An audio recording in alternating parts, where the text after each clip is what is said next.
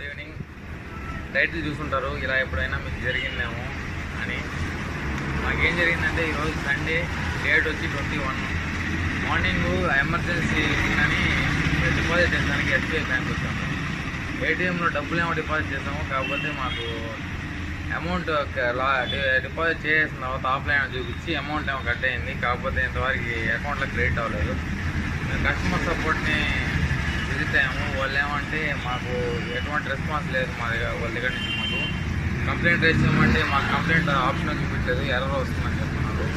వెంటనే bank manager గారికి phone చేసి చెప్పాము.